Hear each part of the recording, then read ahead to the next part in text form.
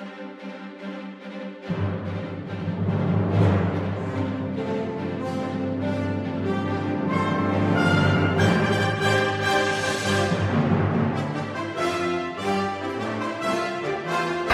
primeiro, eu vou apontar lá embaixo, que é o complexo Atuba, que é do pré-cambriano.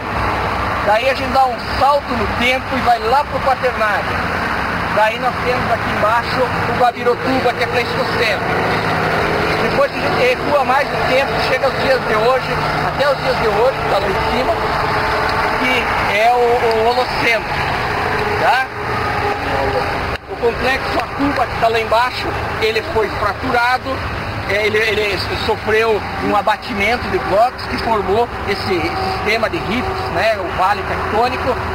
E dentro desse vale tectônico foi depositado no Pleistoceno esses sedimentos arenosos e argilosos e cascalhosos, né? Cascalhosos não é o termo, lembrado.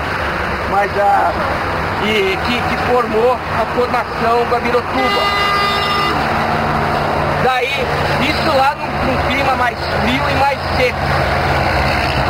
Com o clima úmido, houve a deposição por colúvios desse sedimento aí, que é a formação Tinguiz. Por que ele é avermelhado? Ele é avermelhado porque sofreu oxidação. Os minerais de ferro que estavam aí, com o clima úmido e quente, oxidou. Lá embaixo. Por que lá embaixo é mais claro? Né? Primeiro, é porque lá embaixo, como o Guabirotuba é originário do complexo Atuba, e o complexo Atuba é cheio de quartzo, cheio de espaço, então ele dá essa coloração branca. Mas não é só isso não. É que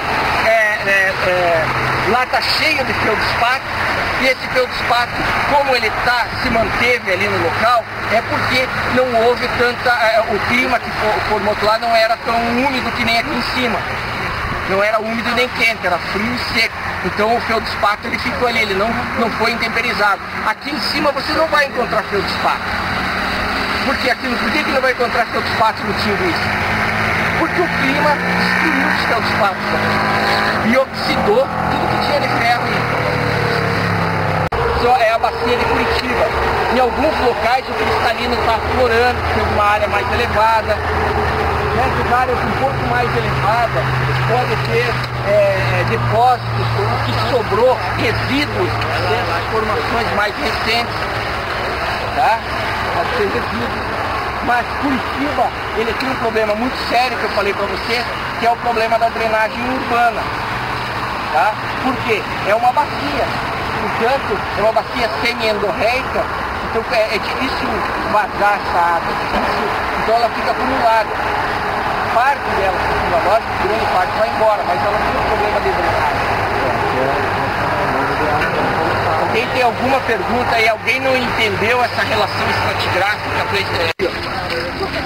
Esses cascalhos, pessoal, são todos cascalhos da formação do Guabirotuba. Tá?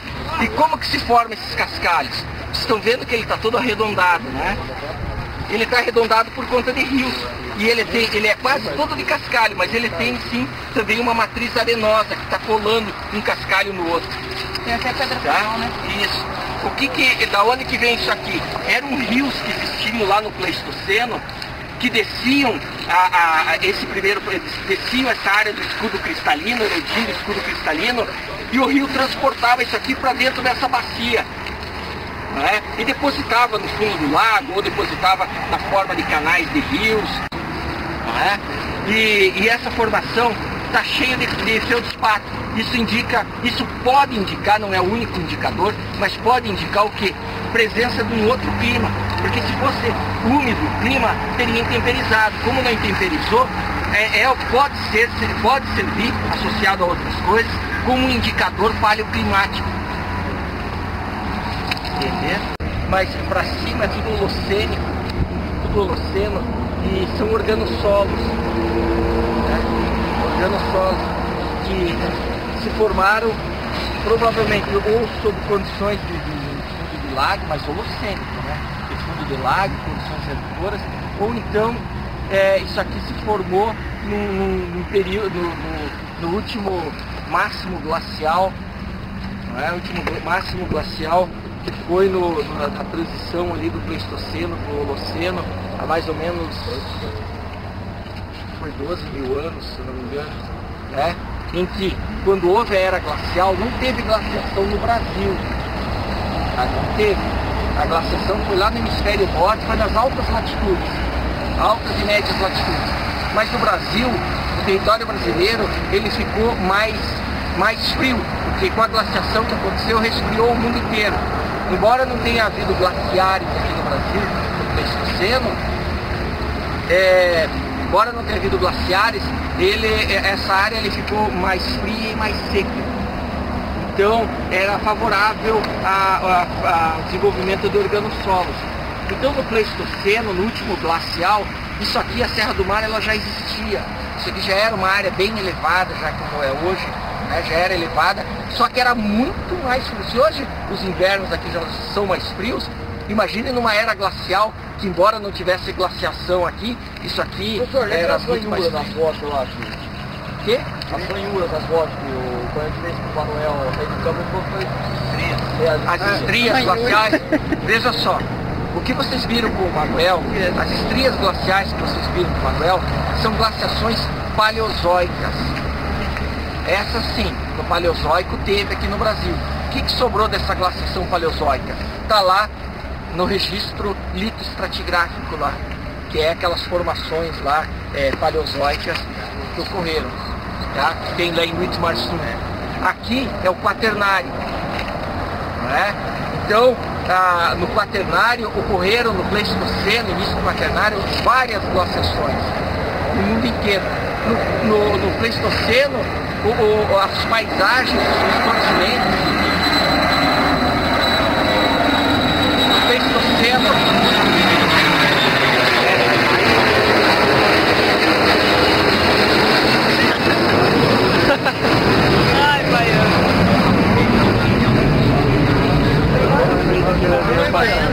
mostrando lá, no Pleistoceno, os continentes, vocês sabem que já estavam na posição atual, muito próxima da atual. As paisagens eram diferentes sim, no início do Pleistoceno, que tinha megafauna pleistocênica. Já no final do Pleistoceno, quando teve a última glaciação, o último máximo glacial, já era tudo muito parecido com o que existe hoje. Tá? Só que o clima mudou, então a vegetação que existia nessa época aqui, como era mais frio, não era bem essa vegetação. E daí o clima era bem mais frio do que era hoje e propiciava o acúmulo de matéria orgânica. Qual a diferença de máximo e óptimo? O óptimo climático é o período em que houve a umidificação, aumentou a temperatura e ficou úmido o clima. O óptimo glacial do Holoceno é de 5.100 anos. O máximo glacial foi o máximo de resfriamento que teve na última glaciação, não é? Que foi há mais ou menos, acho que 12 mil anos, se eu não me engano. 12, por aí. Tá? Daí houve o máximo glacial, que foi o mais frio de todos. Então deve estar relacionado mais ou menos a esse período. Então é o máximo glacial da passagem do Pleistoceno para o Holoceno. Isso, 12 mil, porque o Pleistoceno ele encerra mais ou menos 10 mil anos, né? 9 mil anos. Aí eu posso falar que é o tempo mais frio da última glaciação, máximo glacial. Todo mundo entendeu, pessoal? Sim. Isso aqui é uma coisa que nós não vamos encontrar, é difícil encontrar no norte do Paraná. Quer dizer, a gente até pode encontrar no norte do Paraná, sim. São turfeiras que foram depositadas no fundo de lago, né? Então a gente encontra, sim.